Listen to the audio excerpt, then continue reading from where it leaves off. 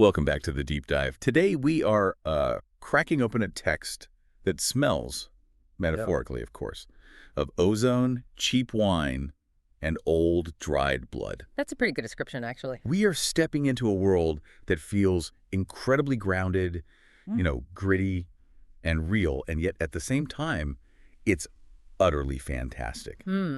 We are tackling The Warrior's Tale by Allan Cole. And this is such a fascinating piece of work because it walks this very, very fine line. On the surface, if you just look at the cover, you think, okay, high fantasy. Swords, wizards, the usual. Exactly. Wizards, demons, magical wars, standard fare. But then you actually start reading. And the voice is pure, unvarnished war memoir. Yeah. It reads less like a fairy tale and more like something you'd find in the history section. Yeah. Written by a grunt who's seen way too much mud and lost way too many friends. It doesn't feel like Once Upon a Time. It feels like here is how it actually happened, and trust me, it wasn't pretty. And that voice belongs to our protagonist, Captain Rali Emilieantero. But before we get to her, I really want to set the stage with the opening image of this book, because it is one hell of a hook. Oh, it really is. It sets the tone for everything. Absolutely everything that follows. So imagine this. You're in a massive amphitheater. It's night.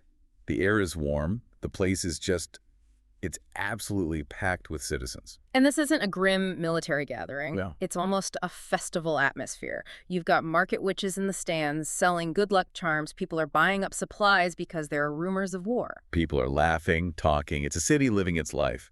And then suddenly, the gates at the end of the arena, they don't just open, they crash inward. Right. And usually you'd expect a gladiator or maybe, a procession, but this is just chaos. Because what steps out is a demon.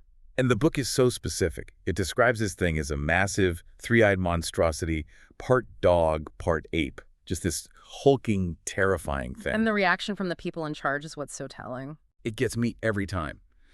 The leadership, the people who are supposed to be in control, they just freeze. The magistrates are just standing there, terrified.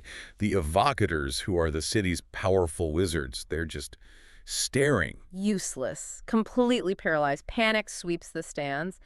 Everyone is fleeing for their lives, except for one single unit. The Maranon Guard. A unit of women warriors, and they stand their ground when the entire world is literally falling apart around them. That's our hook. That is our hook today.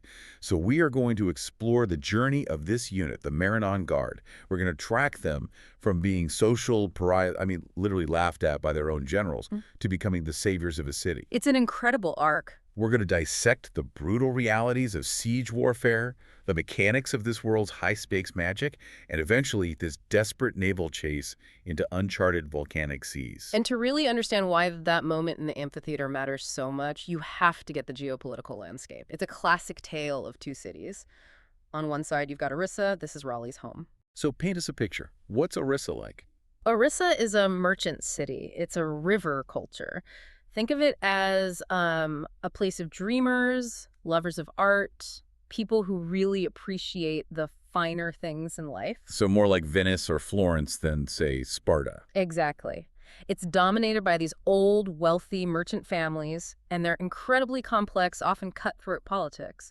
But at its heart, it's a civilization that would much rather make a deal than make a corpse. And on the other side of that coin, you have Lycanth, the enemy. And Lycanth is a fortress city built on a peninsula. It's ruled by two sorcerer kings known as the Archons. Archons. Even the name sounds ominous. It is, and their culture is the polar opposite of Orissa. It's built on conquest, paranoia, slavery. They don't want to trade with Orissa. They want to own it. They want to put its people in chains. So this conflict isn't some petty border dispute. This is existential. Completely. The Archons want to enslave the entire population of Orissa. Orissa is fighting for its very survival. That's the backdrop for every single thing Raleigh does. So let's unpack the woman at the center of this storm, Captain Rali Emilieantero.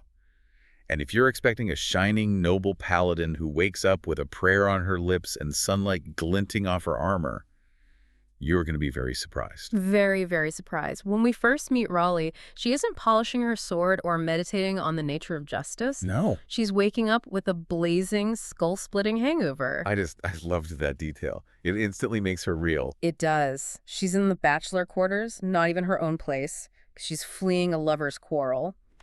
She's staring into a chamber pot, and she describes her nausea as a rebellion in her belly. It's so visceral. It is. It tells you right away this is a person with vices, a person who feels pain, a person who maybe drinks a little too much when things go wrong emotionally. She's not an archetype.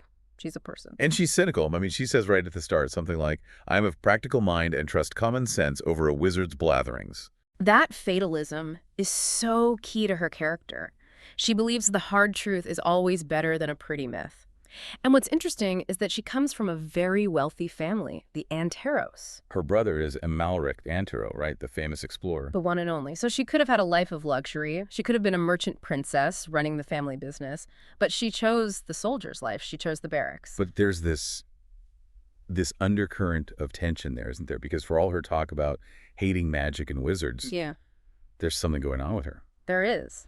She calls it the gift, but she views it more like a curse. She has these hints of latent magical ability. She casts bones for divination. She hears voices sometimes, sees ghosts, but she vehemently denies it. She pushes it down, suppresses it. Why, though? In a world with wizards, why wouldn't you want that power? Trauma. Pure and simple trauma. Her other brother, Halab, he had the gift, a real powerful gift. And in this world, specifically in Orissa, unauthorized magic is a threat to the establishment. Ah, so it's a control thing. It's all about control.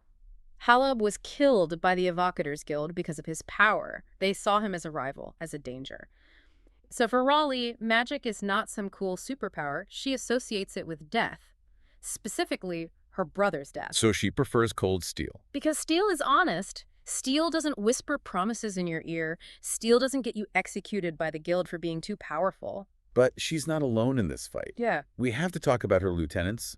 The squad dynamics in The Warrior's Tale are just incredible. It feels like a real military unit. Oh, absolutely. It's not just Raleigh and a bunch of red shirts. You have these distinct personalities that bounce off each other perfectly. First, there's Polio. You cannot miss Polito. You really can't. The book describes her as a 7-foot-tall powerhouse. She wields this massive battle axe. It talks about her having ropey muscles that become steely knots when she moves. Just a beast of a woman. A beast.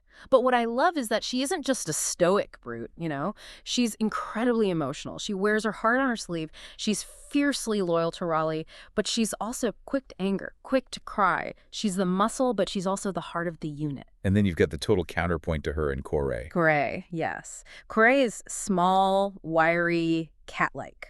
And she's sarcastic as all hell. Where Polio is brute strength, Corey is speed and cunning. She's the one making the sharp, biting comments in the middle of a pitched battle. The classic duo, the giant and the speedster. Exactly. It's a perfect pairing. Corey balances out Polio's raw intensity with this dry, cynical wit. And then there's Ismet, the flag sergeant. Ismet is the mystery. She's described as ageless, calm, highly professional. She's the absolute backbone of the unit, the steady hand. And there are these rumors about her, right? This whispers in the ranks. Some of the soldiers think she might be an incarnate of their goddess, Maranon herself. And she never confirms it, never denies it. She just refuses promotion, stays a sergeant, and acts as the steady, unbreakable anchor for the whole guard. She's fascinating. So you have this elite unit. They're skilled, they're deadly, they're disciplined, but they are dealing with this massive glass ceiling of war. It's more than a glass ceiling. It's a fortress wall made of prejudice. Despite their skill, the political leadership, the magistrates, and the military commander, General Brina, they want to sideline them. They are actively looking for any reason not to deploy the Maranon Guard. And the arguments they use are just. They're infuriatingly familiar, even in a fantasy setting.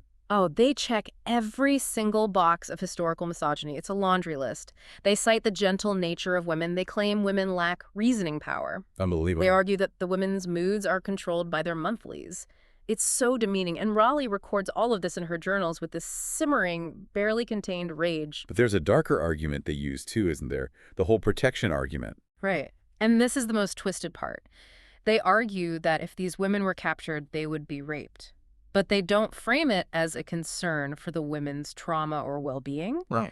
They frame it as something that would demean the manhood of Orissa. That is just It's such a messed up logic. It's not about the women's safety at all. It's about the men's ego. Exactly. It implies that the women are property, and if their property is damaged, it reflects poorly on the owners. It's disgusting. And Raleigh sees right through this nonsense. She knows they're being treated as pretty pet things, while knowing full well her squad could wipe the floor with most of the male units in the army. Which brings us right back to that catalyst moment, the amphitheater, the declaration of war. Yeah.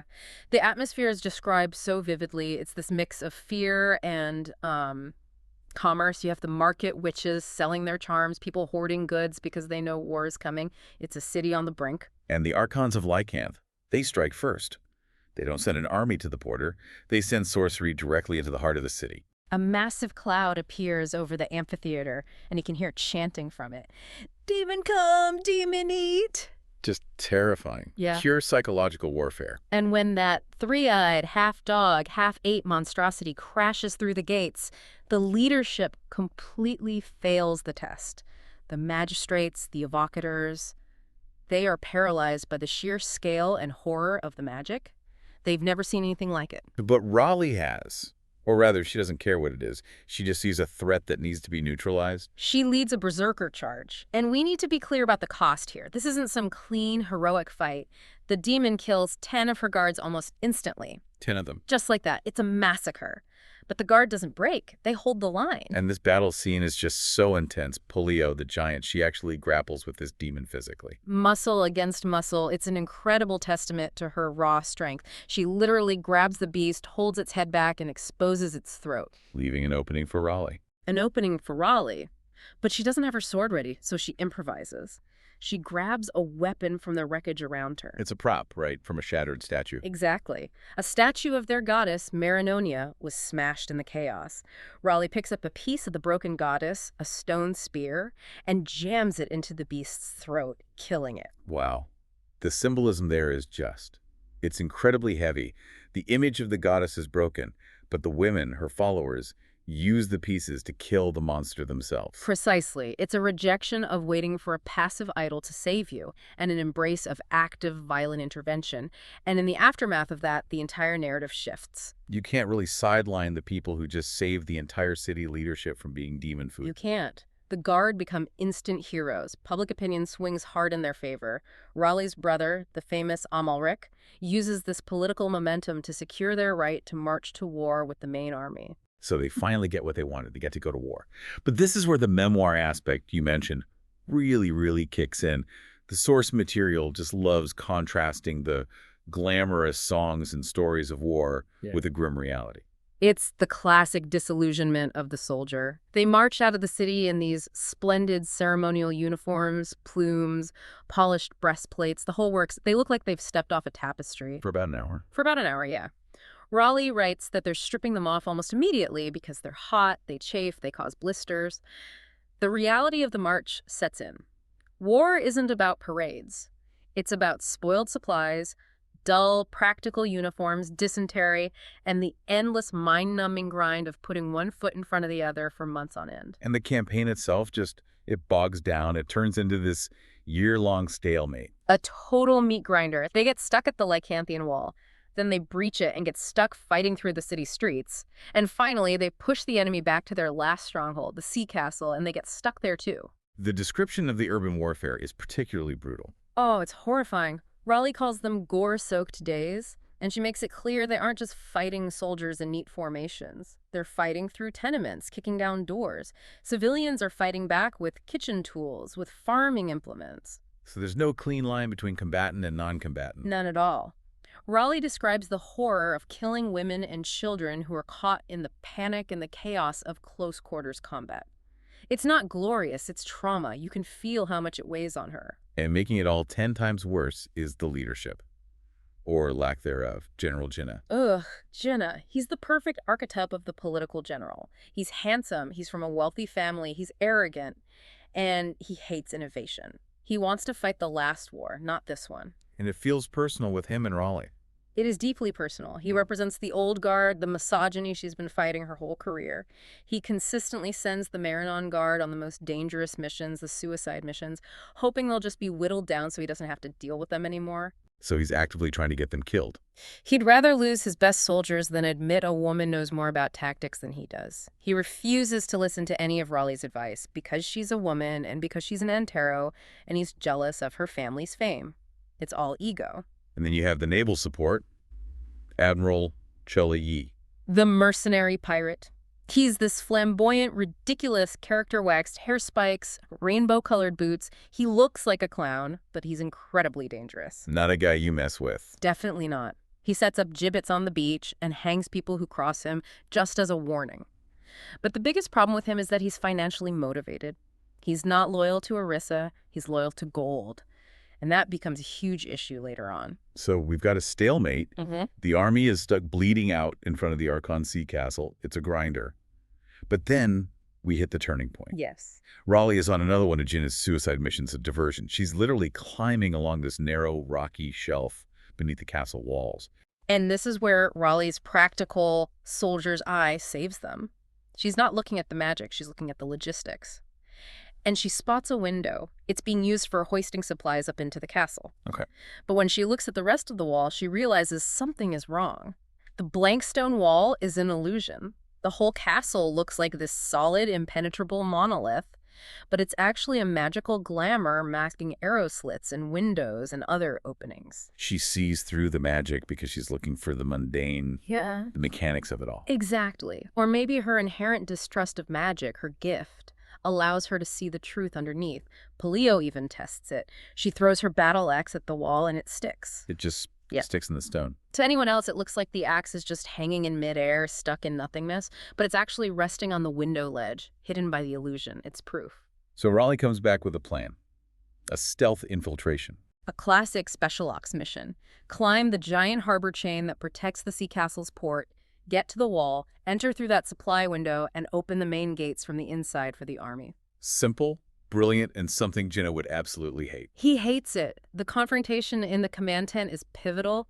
Jinna dismisses the plan immediately, calls it unstable, a woman's fantasy. He doesn't want to hear it. But then Gamelin steps in, the chief of Akadir. Gamelin. He's this old, powerful, and weary wizard who has been watching Raleigh. He sees her potential, he respects her pragmatism, and this leads to a huge supernatural moment that forces Jinna's hand, the casting of the bones. Tell us about this. This feels like a major turning point for how the book treats magic. It is. It's the first time magic really validates Raleigh directly. Gamelin brings out these magical knuckle bones, a tool for divination, and he forces Jinna to cast them to read the future of the proposed attack. And what happens? When Jinna touches them, he screams. He's physically burned by them like he touched a hot iron. The magic rejects him completely. It's this visceral, undeniable condemnation of his leadership. Wow. But when Raleigh touches them? She's terrified to touch them. Because of what happened to her brother Halab, she associates this kind of power with death. But Gamelin insists, and when she picks them up, it's completely different. She experiences what she calls a shadow world. A vision. A vision, a feeling. She smells sandalwood, which she notes was her mother's perfume. She feels a profound sense of peace. And the bones predict that she, Raleigh, is the only hope for victory. It confirms that she has this latent power, this destiny, whether she wants it or not. Jinna must have lost his mind. He's terrified. He's been publicly shamed by magic itself. He has no choice but to agree to the plan.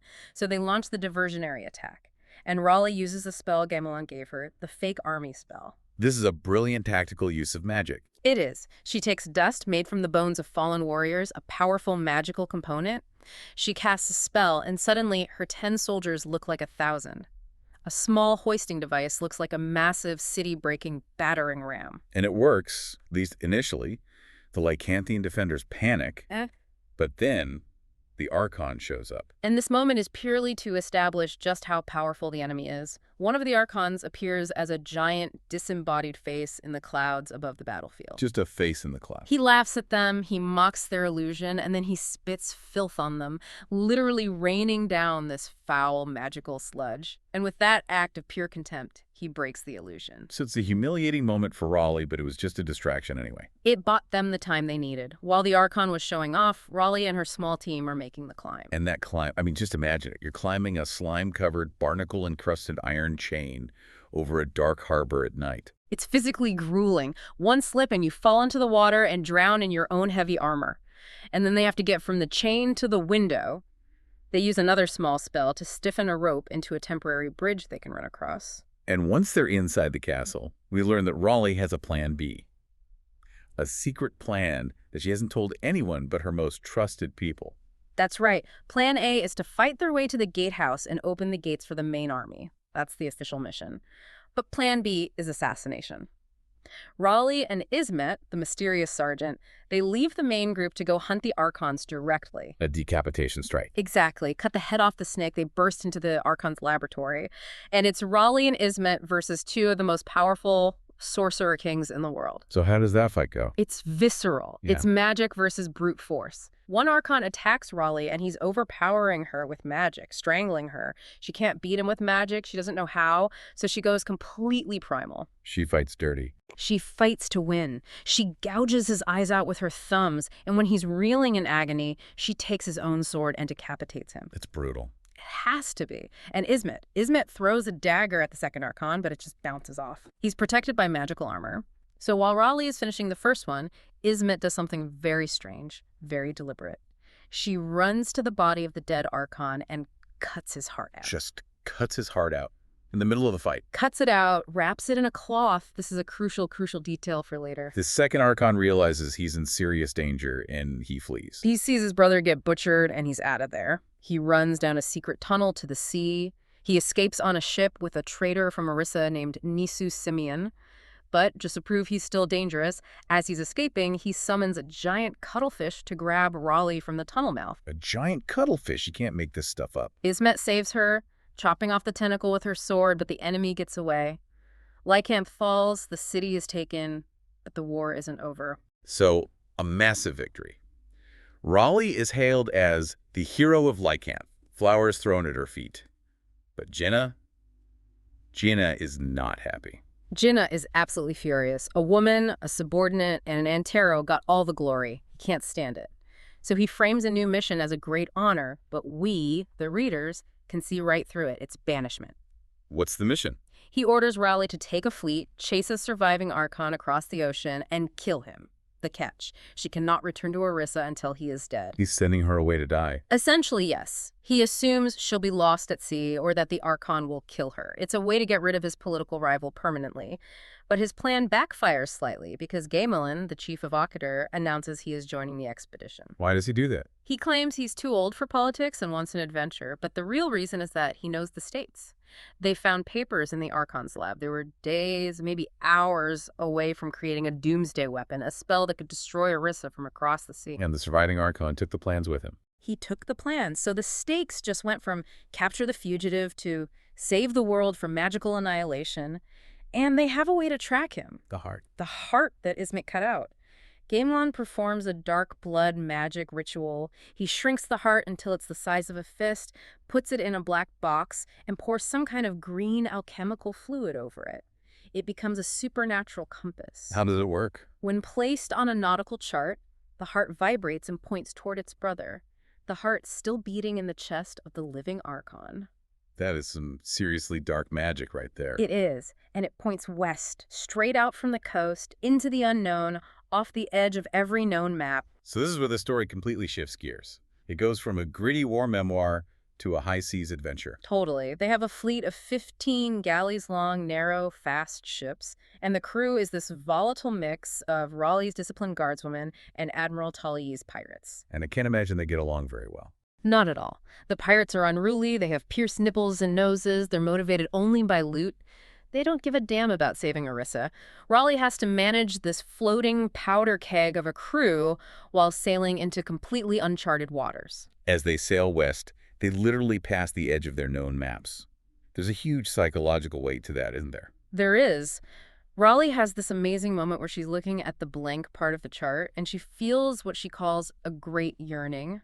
For the first time, she truly understands her brother Amalric's wanderlust, his need to see what was over the horizon. It's not just about duty anymore, it's about discovery. And we get to learn a lot more about Gamelon on this voyage. He really opens up to Raleigh. This is a beautiful character moment. We finally get his backstory. Gamelon reveals he wasn't born into power. He was born a simple fisherman's son. His magic first manifested as a boy. He could untangle fishing nets with just a touch. That's such a gentle, practical origin for such a powerful wizard. It is. He talks about how he once healed a girl's severed arm just by holding it in place and praying. His magic comes from a place of empathy, but that gift became a curse for him. How so? He was discovered by an ambitious patron, a nobleman named Ulur, who forced him into the Evocators Guild. He was forbidden from marrying his true love, a woman named Rihanna. His gift was taken from him and turned into a weapon of the state. So it explains why he's so protective of Raleigh. He sees himself in her, someone with a powerful destiny they didn't ask for. Exactly. He's trying to protect her from the political machine that consumed him and broke his heart. But as they keep sailing west, following the heart compass, the environment changes dramatically. The sea itself gets sick. It does. It turns foul and sulfurous. The sky glows red at night. They start finding strange debris floating pumice stones, which means there's volcanic activity nearby. And they find that boat of dead fishermen. A horrifying image. An empty boat with dead fishermen whose eyes have been pecked out by gulls.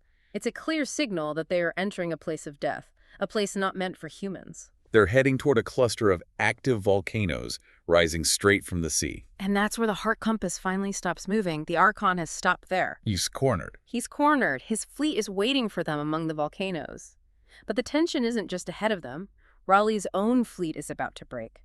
She overhears some of Chalayi's sailors plotting mutiny. What do they want? They don't want to fight the Archon. They want to capture him, take his magical knowledge and his doomsday weapon, and turn pirate.